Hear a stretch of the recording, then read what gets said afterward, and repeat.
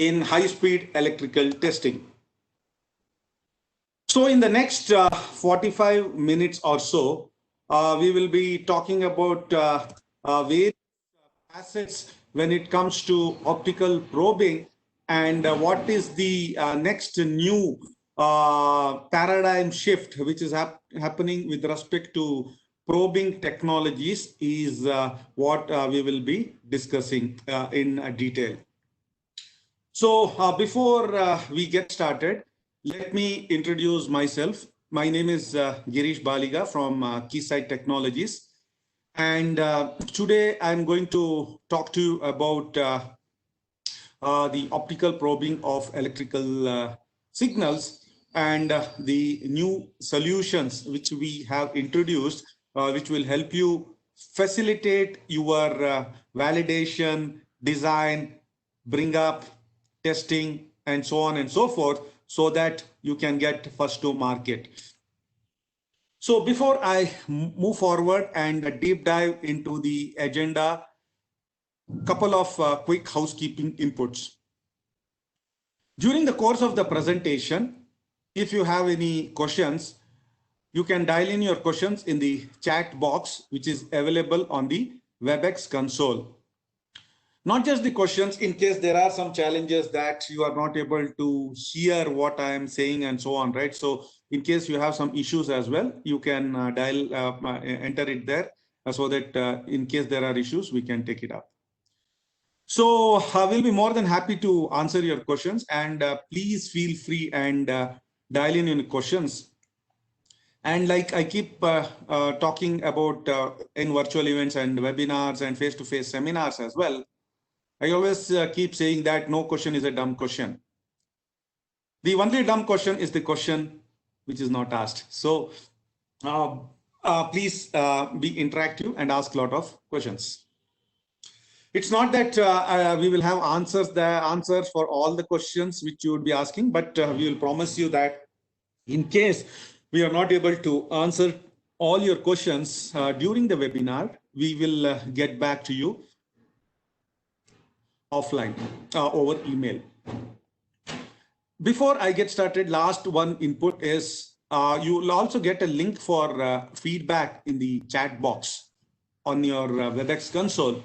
You can fill it up during the webinar. This will actually serve better in terms of inviting you for future webinars, virtual events, face-to-face events, trade shows, sharing latest technical literature on next generation technologies and so on and so forth. And also, if there are any conversations which we need to take forward with respect to any requirements you have, it will also help us. And we'll also be sharing with you over email the link of the feedback form after the webinar as well. So you can fill it up during that time too. So without much ado, let me just jump into the topic of the day. So as I mentioned, right? Today we will be talking about optical probing and what are the next, what's the next big thing which is happening in the high-speed electrical testing world. As all of us know, traditionally, there are two types of oscilloscopes which people use. One is typically the real-time oscilloscope, and also the second one is the equivalent time sampling oscilloscope. So these oscilloscopes have their specific uses when it comes to design, validation, bring up, testing, compliance, and so on and so forth. So before I even talk about the need, so typically when we are talking about optical probing is not anything new to the equivalent time sampling oscilloscope ecosystem. In fact, traditionally, the sampling oscilloscope has been a tool of choice for viewing and measuring optical signals with sampling oscilloscopes. Sampling oscilloscopes have a myriad of benefits when you measure optical signals, typically with an optimized reference receiver, a low noise and low jitter and various measurement features optimized to characterize optical signals. On the other hand, specifically when we talk about real-time oscilloscopes, the method of probing is either through a passive probe or an active probe. I'm talking about voltage probes, as well as the measurement is also done with current probes, whether it is a low current probe or a high current probe, including low voltage and high voltage probes as well. So in real-time oscilloscopes, typically the probing mechanism has been electrical probing only. But times are changing, especially when you see data rates going up in the gigahertz range, and now we talk about 100G, 400G, 800G, and so on. So is the probing methodology going to change as the time progresses? So typically when we had real-time oscilloscope, they have been preferred for debug and troubleshooting capabilities and to capture intermittent single shot events. And real-time oscilloscopes have deep memory and fast sample rates. So with this brief backgrounder, I will now shift gears and talk about what is optical probing and how that is going to help in the real-time oscilloscopes too. Next. Amit, can you move to the next slide?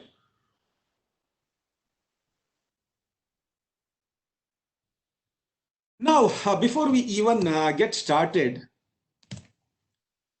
let us first understand what's optical to electrical converter.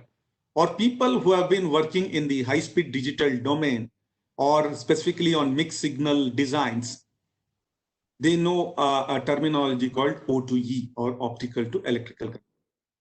So what's typically a O2E converter?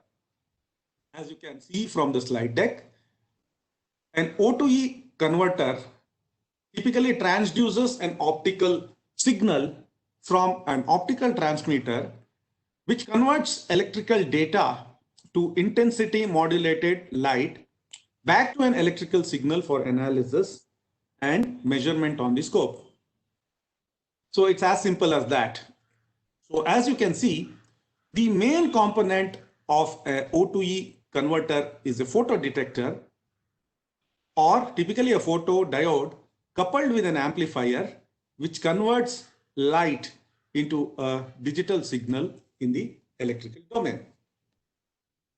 Next slide, Amit. Next. Amit, you can keep clicking. So now the basic question which comes to anybody's mind is, why do you need an optical input for a real-time scope? So typically when we talk about oscilloscope probing, like I mentioned earlier, it is either through voltage probes, current probes, or optical probes when we talk about sampling oscilloscopes. So why are we even introducing optical probes for real-time oscilloscopes? So typically when we talk about customers who are working on fiber optics, they have real-time oscilloscopes, and they would like to use them for optical waveform measurements. The typical conversations which we have when we talk to such users is, so what they say, like you can see in the slide, right? So they say, oh, typically I have a real-time oscilloscope. I don't want to pay some more dollars for buying a sampling oscilloscope. They would have questions like, they want to capture a bursty optical signal like a PON, right? Passive optical network with a real-time scope. Or typically they don't have a clock signal to trigger a sampling oscilloscope. Or they would typically say that they use a real-time scope mainly to debug or troubleshoot optical components and also for optical error detection. So these are the typical use cases.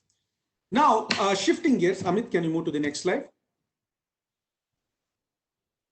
Typically, when you talk about the O2E solution, right, the optical to electrical solution, what are the typical use case scenarios when we talk about real-time oscilloscopes and sampling oscilloscopes?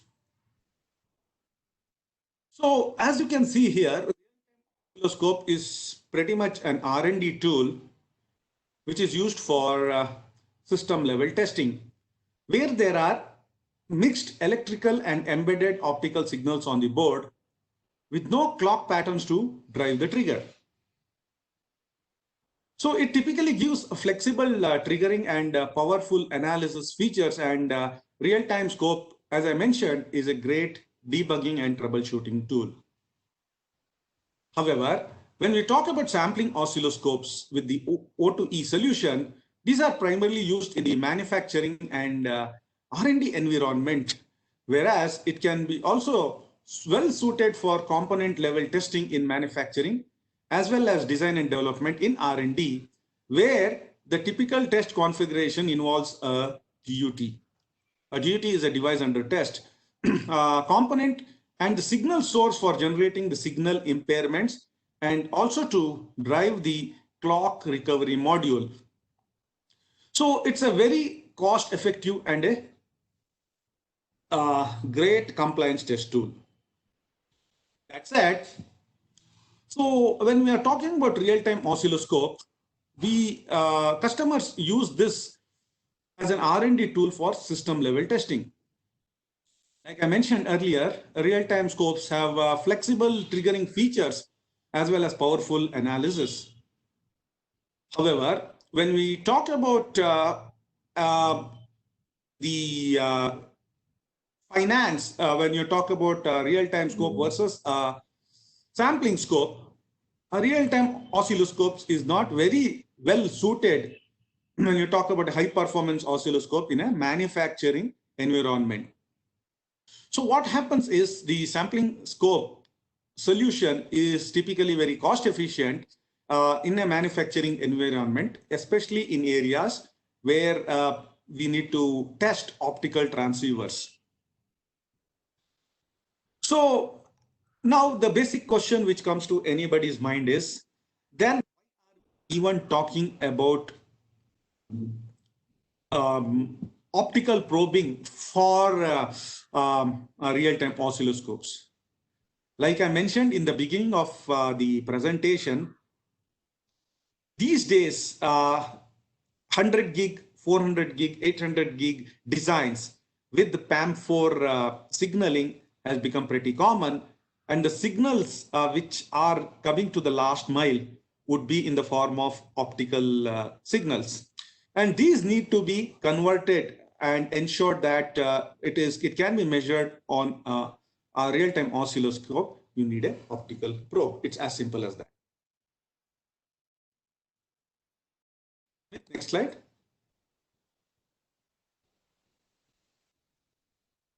So in that aspect, Keysight has introduced a new optical probe, which is called the N7005A.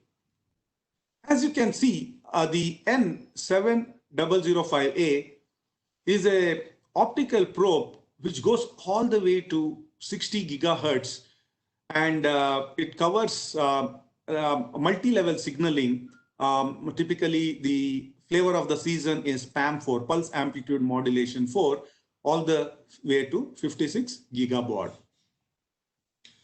So this typically covers both type of inputs, whether it is 1.55 mm or 1 mm input, and has the calibrated vertical scales for the various wavelengths of optical signals which are used for this particular set of applications, which is 1310 nanometer and 1550 nanometer.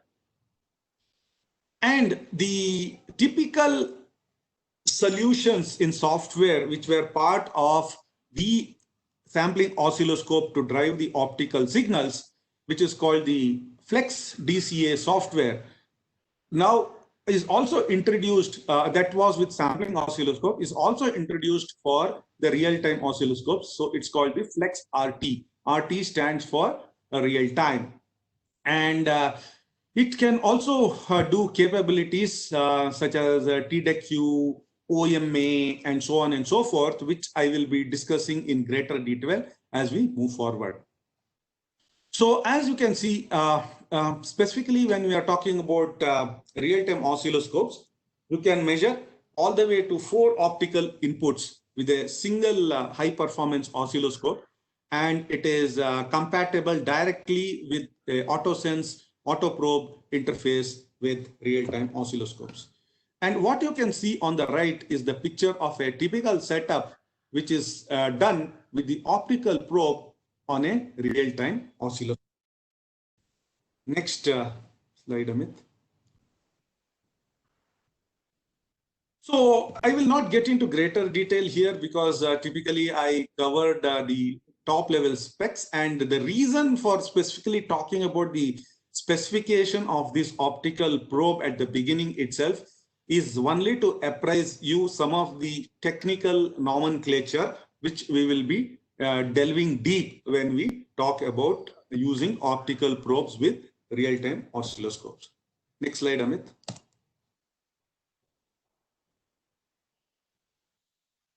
So when we are talking about typical target applications with the optical probing, right? Like I mentioned, customers who are working in high-speed digital designs, when I say digital designs, it can be both electrical designs and optical designs. And customers who are also working on mixed signal designs, customers who would be requiring high-speed passive optical networks or PON, and then customers who would want to do laser transmitter characterizations for various capabilities, as well as a host of IEEE 802.3xx measurements, right? So they would typically need this. And also customers who are debugging and troubleshooting as well as testing optical signals for optical error detection in the design phase would typically need this kind of an optical probing system. Next slide, Amit.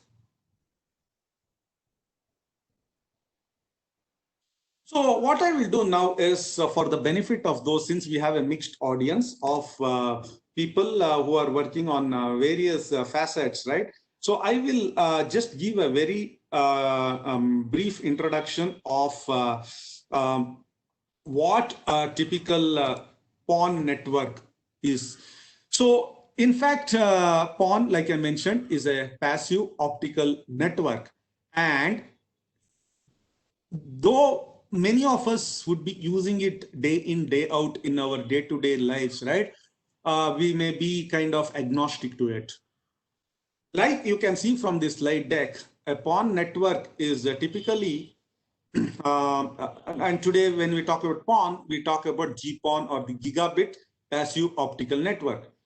It's nothing but a leading fiber access technology for delivering gigabit internet services to both residents as well as enterprise subscribers. When I say enterprise, mostly to organizations and so on. And you would have heard of the term called FTTH or fiber to the home. That's typically the it's built on the GPON technology. So what you can see that is it's a point to a multi-point access network. So which is from a single feeding fiber from the provider, it serves multiple homes and businesses. I think now it strikes a bell because typically when we talk about our service providers in India, so you would see wires which are hanging outside, right? And then it is tapped onto the individual houses, and then there's a O2E converter which will feed it to our routers. So this is typically a PON network. To characterize a GPON networks systems, subsystems, and designs, you would typically use that. Amit, can you go to the next slide? So the next use case, other than one network, right? So is typically I spoke about various IEEE standards which are going to use, which may have the need for optical probing. And most of the IEEE standards which are operating in the multi-gigabit range at very high speeds, right, graduated from what is called as the NRZ signaling to PAM4 signaling.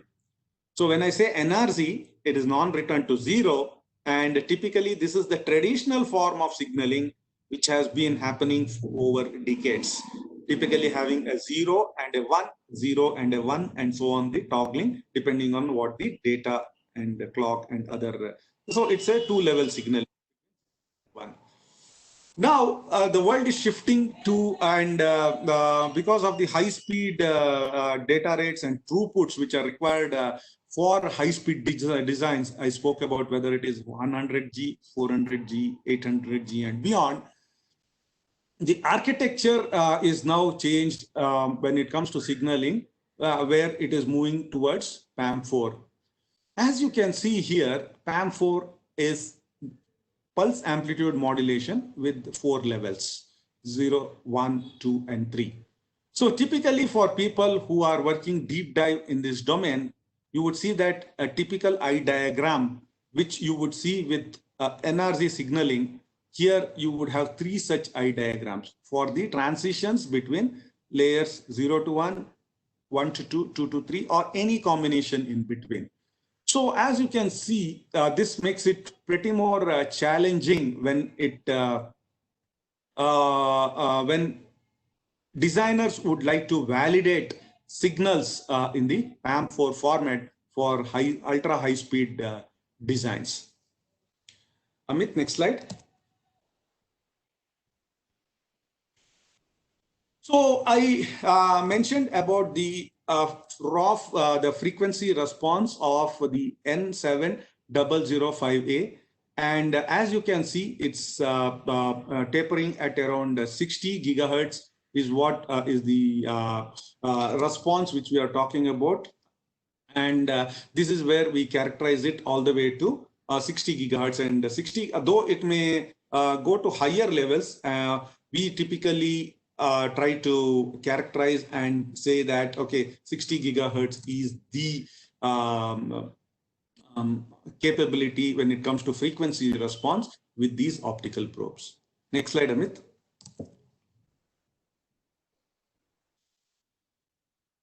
Yeah, I can just keep clicking. Yeah. So how does the 7005A bandwidth work? Like I mentioned earlier, 60 gigahertz is the brick wall response. As you can see, the brick wall response there in blue or cyan color.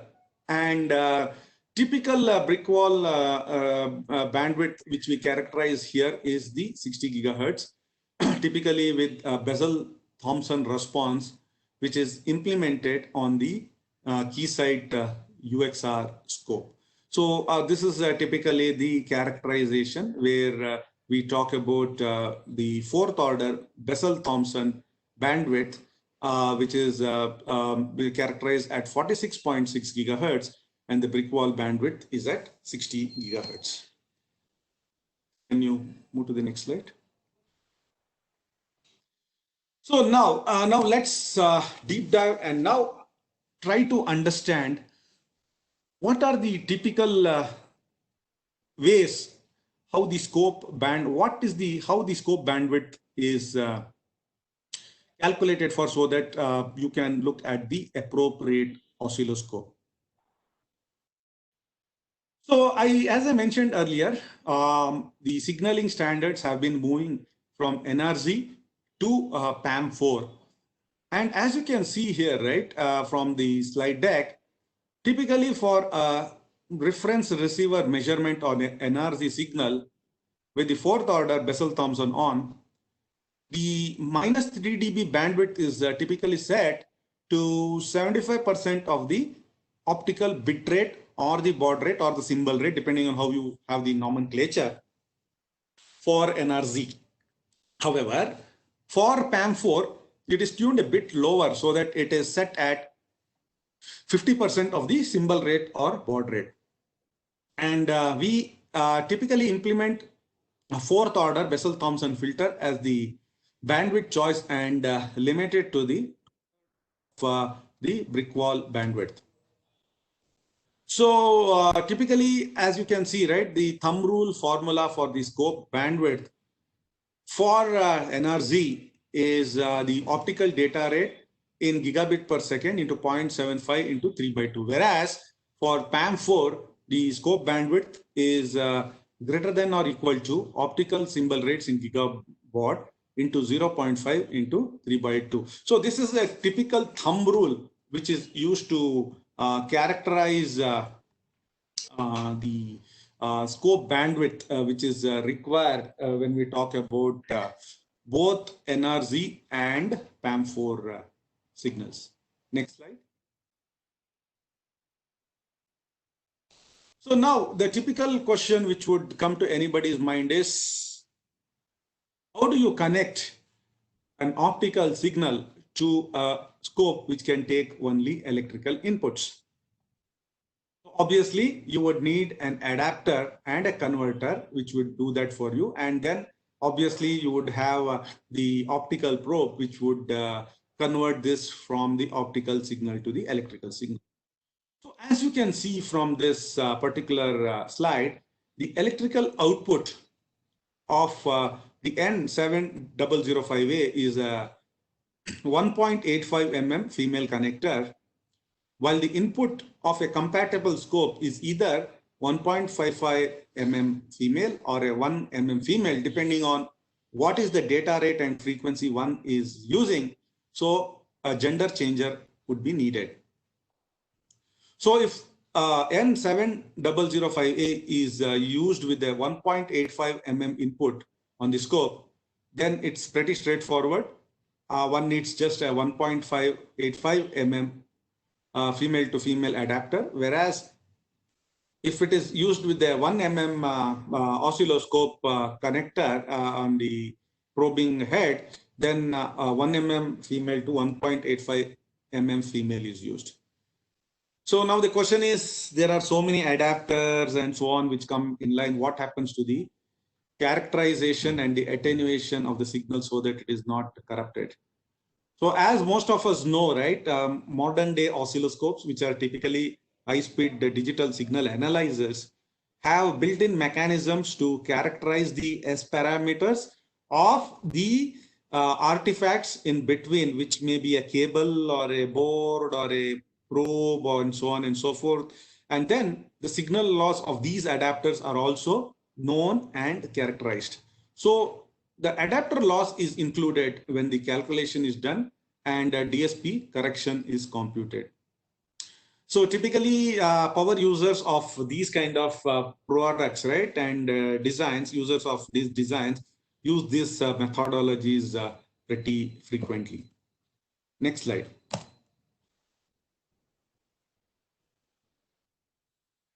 Now shifting gears, right, now let us deep dive further. Like I mentioned, right, I spoke about some of the specifications in the beginning of the slide deck. Now let's understand more about how this is going to be useful, especially when you are using optical probing on real-time oscilloscopes. For folks who have been using sampling oscilloscopes with direct optical inputs, this is kind of a refresher.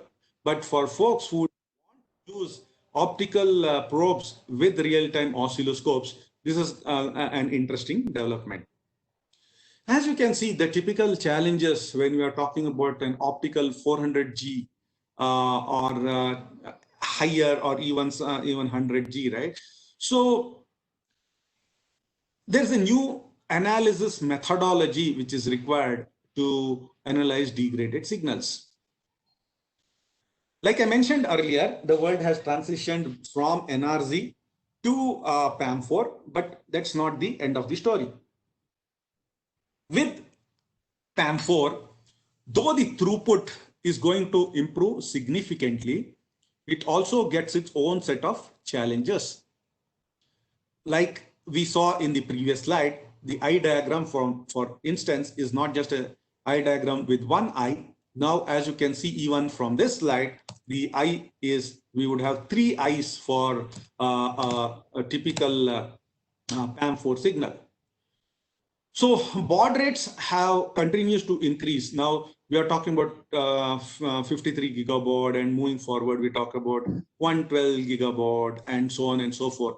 So typically the throughput has enhanced, so have the challenges. As speeds increase, it is also tantamount to that the noise also have increased and so on, and the voltage levels are going down, so that the eyes are pretty degraded. So when you see that, right, the eye is barely open. So it drives the need for low noise reference amplifiers. And typically when we are talking about real-time oscilloscopes, right, the clock recovery challenges will also continue to increase, typically to cover the high baud rates. The degraded or closed eyes and inherent ISI, intersymbol interference, which is predominant in PAM4 signals. So there are also complex measurements, which we will take a look at a deep dive very shortly. So typically these are some of the challenges which we encountered when we do a test with the PAM4 for 100G, 400G, 800G, and so on, which are typically having the optical connectivity and the media at the back end. Next slide.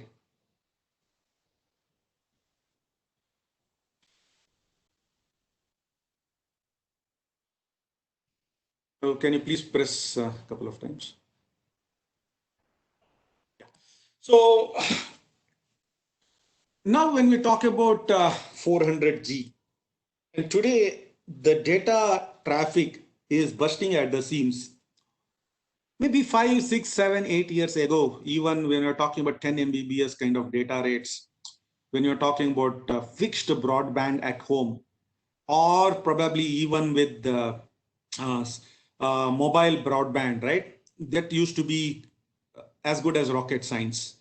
But with speeds increasing, and today we have operators who talk about for fixed broadband, they are talking about 100 Mbps and so on and so forth for even home buyers. And we also see advertisements where they talk about 1 gigabit per second and so on, right? So this typically needs to ensure that the designs which are being worked upon are taken care of. And typically as data rates increase, the challenges for the designers and validation engineers would also increase multifold.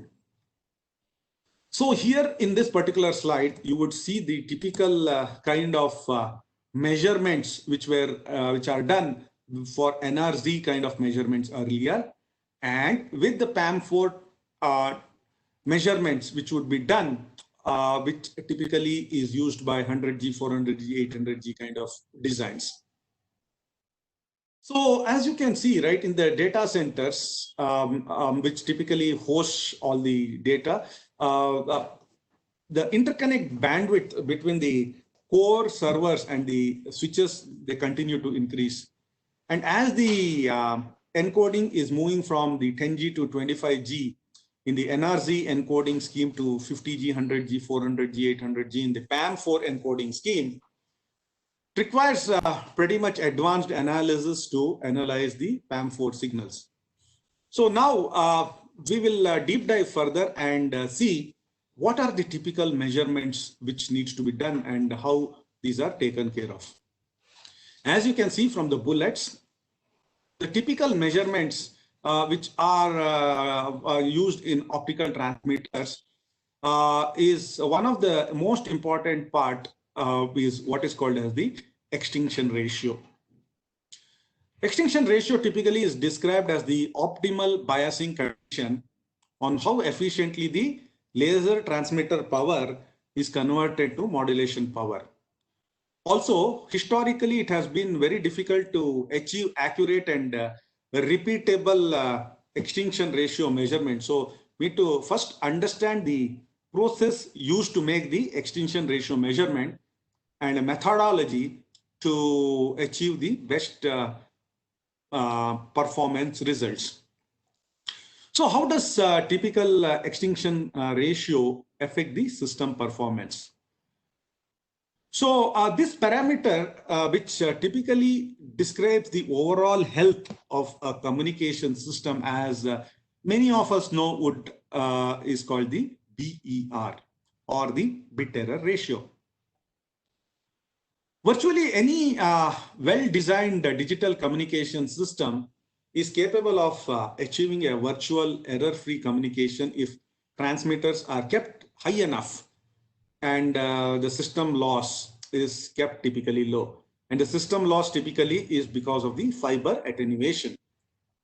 However, to minimize the need for costly amplifiers or regenerators, it is desirable to have the longest span between the transmitter and the receiver.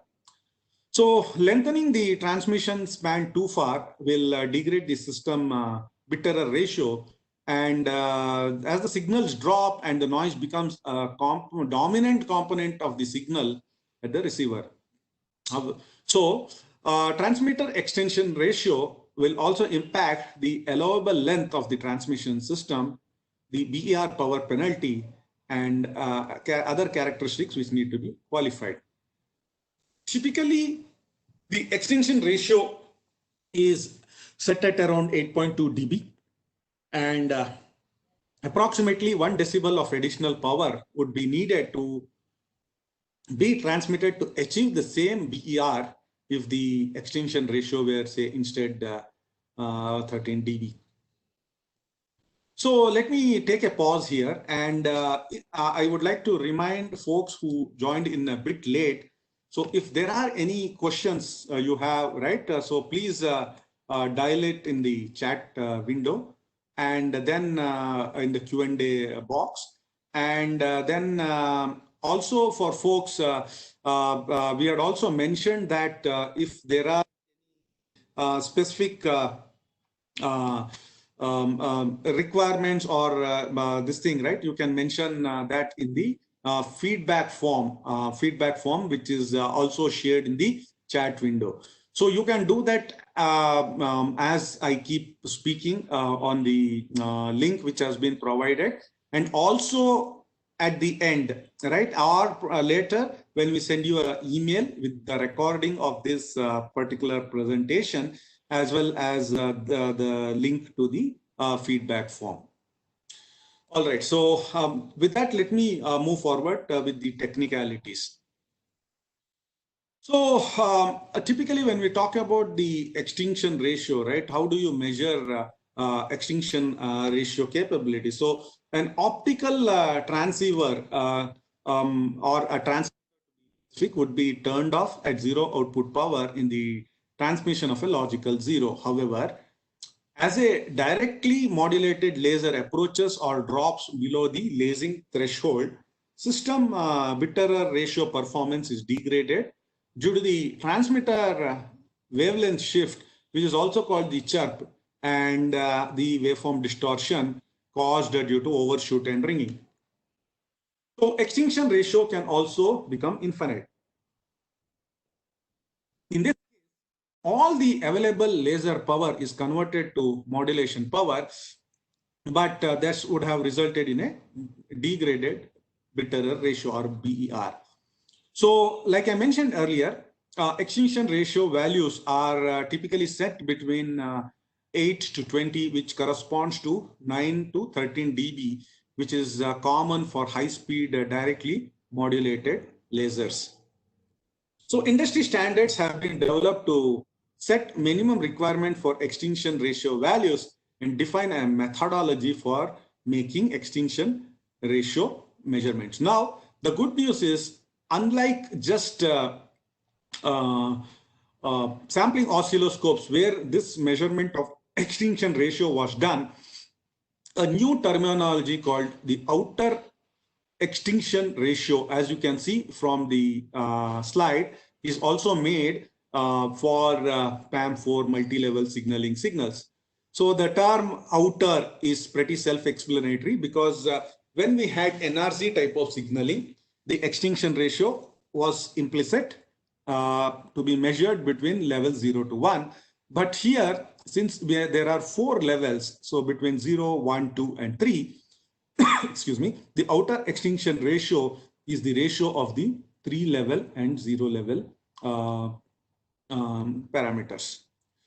So the typical eye masks, as you can see, which was made for NRZ type of signaling, is no longer used. The traditional NRZ mask tests are not used for PAM4 type of measurements.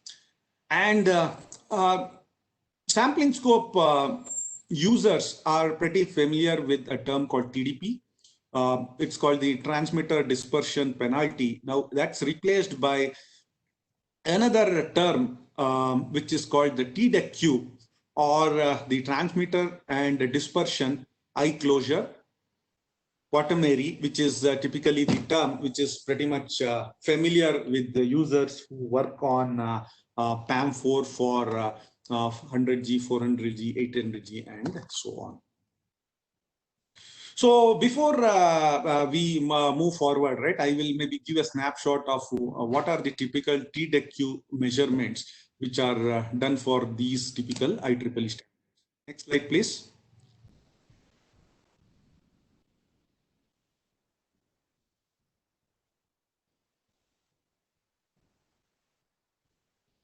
Yeah, I can keep clicking. Yeah. So the typical TDEQ measurement details, like I said, TDEQ is the transmitter and dispersion eye closure quaternary, meaning this is more related to the dispersion aspects of the transmitter and the eye closure. So I will not get into too much detail in the interest of time, but this is typically a snapshot of what are the typical measurements which are made with the TDEQ for IEEE type of standards. So what it does is it compares the symbol error rate, or the SER, of the customer's transmitter to a virtual ideal transmitter. So there are various specifications which are taken care of when it comes to measuring the TDEQ and so on, whether it is through FFE reference equalizer, which optimizes eye openings. FFE is the various types of equalization techniques, whether it is DFE, FFE, or CTLE, which are typically used, feed-forward equalization, or the continuous time linear equalization, or the decision feedback equalization, and so on. So typically for the IEEE standards, it's a T-spaced virtual 5-tap FFE reference equalizer, which is typically used. And then histograms are constructed to assess the eye closure, which is relative to the OMA, so that you compute the effective power penalty in decibels.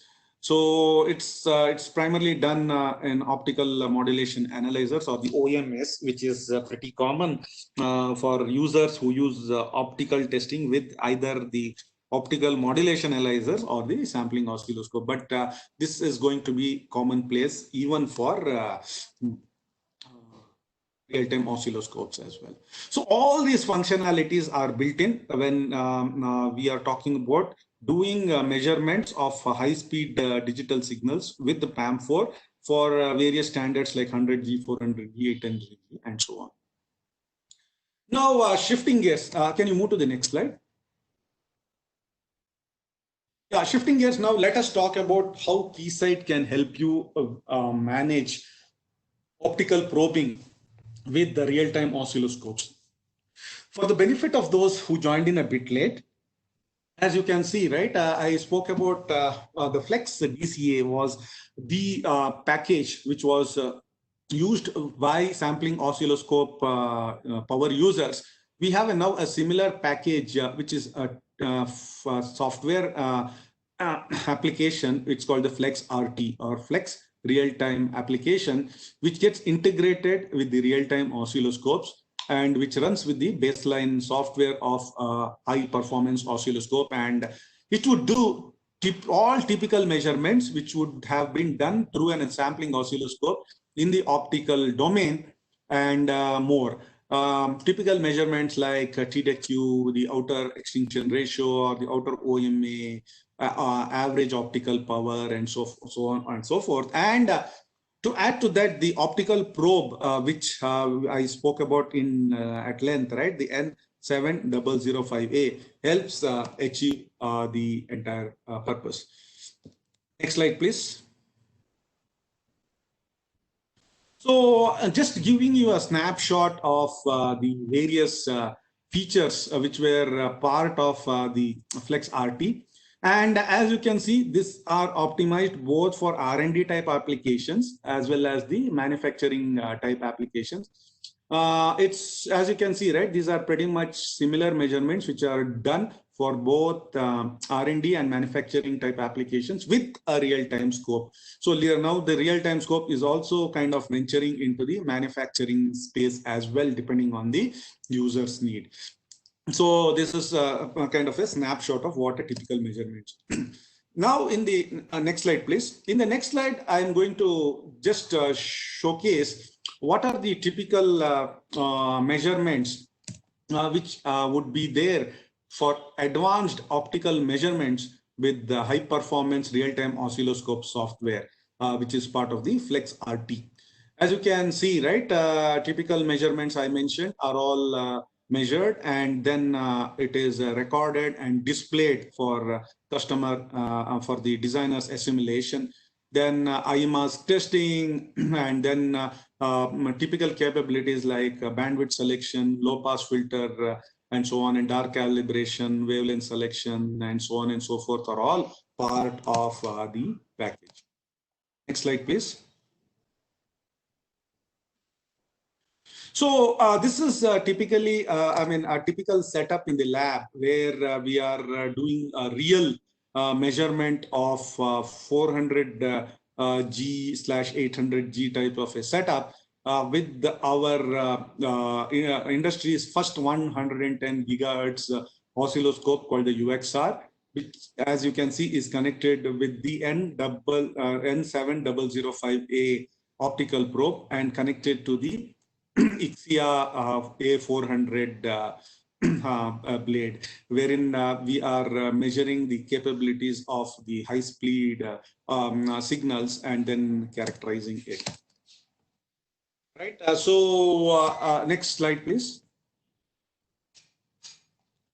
So this again, I will not get into too much detail in the interest of time on this slide. This talks about the various capabilities at different wavelengths and conversion gains at different sample rates and so on. When you have the combination of the N7005A and the UXR noise. Next slide, please.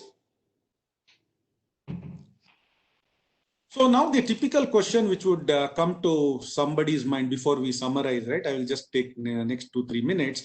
And what happens when we have FC and UPC kind of interfaces, and what happens to the return loss when you have connector interfaces?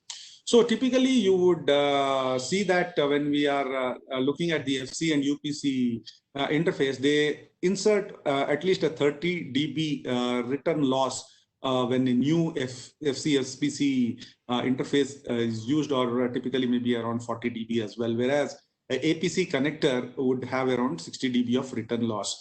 So typically we have mentioned that the FC-APC connector will not improve the system performance dramatically, and as the O2E photodiode would completely dominate the reflection. So these are some typical questions which customers ask, and this is kind of factored in the architecture of the 7005A. Next slide, please.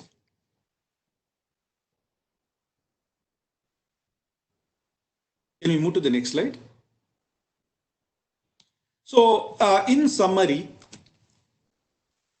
We have seen kind of deep dive in around 50 minutes that how optical probing can help characterize, validate, test, and kind of debug and troubleshoot signals in with the multi-level signaling with PAM4, and what are the typical characteristics that can be kind of met when we are doing measurements with high speed, high performance real-time oscilloscopes.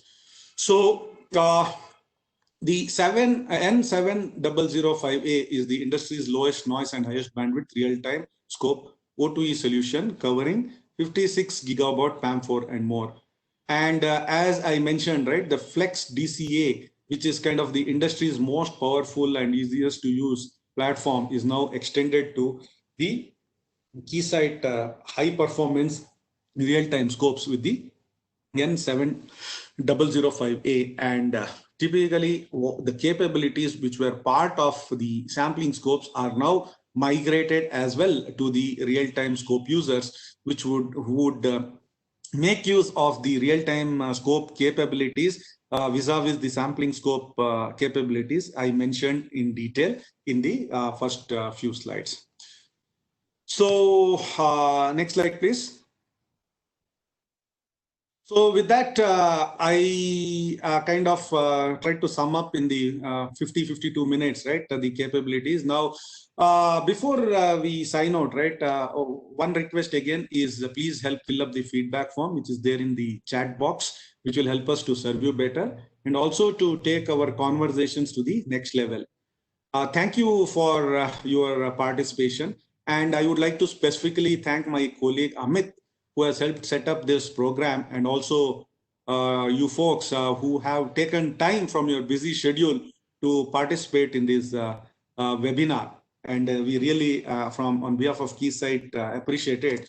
The recording of this particular session would also be available shortly so that you can go through this virtual event again and also share it with your colleagues who you feel would benefit from this particular session.